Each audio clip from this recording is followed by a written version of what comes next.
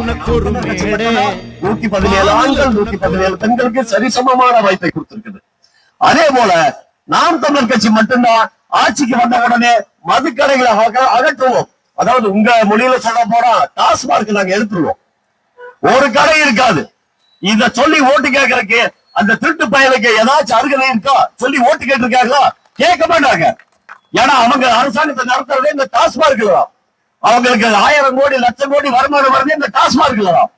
அதைத்தான் வச்சு அவங்க பொழப்பு நடத்திட்டு இருக்காங்க. ஆனா நாம் தமிழர் கட்சி இந்த வருவாய் பெருக்கத்துக்கு மாற்று வழியை அறிவிச்சு அதன் மூலியமா இந்த டாஸ்மார்க்ல வர வருவாயை விட அதிகமா பெருக்கி மக்களுக்கு நலத்திட்டங்களை நாங்க வழங்குவோம். அதே போல இந்த கடந்த 5 ஆண்டு காலமா பாத்தீங்கன்னா நம்ம பெண்களுக்கு, அதுவும் இந்த சின்ன குழந்தைகளுக்கு எத்தனை பாலியல் தொந்தரவு கொடுத்திருக்காங்க, எத்தனை வன்முறை பண்ணி கொண்டிருக்காருங்க. சொல்லுங்க, நீங்களே சொல்லுங்க. எத்தனை சொன்ன கோயம்புத்தூர், தூத்துக்குடி, இப்ப பக்கமா தூத்துக்குடியில 2 மாசத்துக்கு முன்னாடி அதே நிலைமை நம்ம வீட்டு பெண்களுக்கு, நம்ம பெண் குழந்தைகளுக்கு வராது அப்படிங்கிறது என்ன நிச்சயம்? இந்த திமுக கட்சி அதிமுக கட்சி ஆட்சிக்கு வந்தா இந்த மக்களுக்கும் பெண்களுக்கும் குழந்தைகளுக்கும் யாருக்குமே பாதுகாப்பு இல்லை.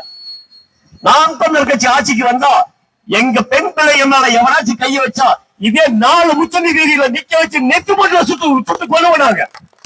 இத சொல்லுங்க பார்க்கலாம். அந்த திமுக நாய்களை, அதிமுக நாய்களை சொல்லுங்க பார்க்கலாம். எவனும் சொல்ல மாட்டான். ஏன்னா அத்தனையும் நம்ம நாட்டு மக்களை அத்தனை நேரத்துக்கு குடிக்க வச்சு குட்டிச்சவராக்கிட்டான். அவங்க புத்தி பூரா பேரழைச்சு போச்சு, எல்லாம் மங்கி போச்சு, மழுகி போச்சு. எல்லாம் நல்லா யோசிச்சு பாருங்க. எத்தனை கஞ்சாவை போட்டுட்டு நம்ம டிவி யூடியூப்ல பார்க்காம போலீஸ்காரங்களே அடிக்கிறாங்க, வெட்டுறாங்க, வெட்டி கத்தி எடுத்து வச்சு ஆடு இருக்கிற மாதிரி அறுக்கிறாங்க. இந்த நிலைமை நமக்கு வேணுமா? போதும். 60 வருஷமா நீங்களும் மாத்தி மாத்தி திமுக மாத்தி மாத்தி ஓட்டு போட்டீங்க.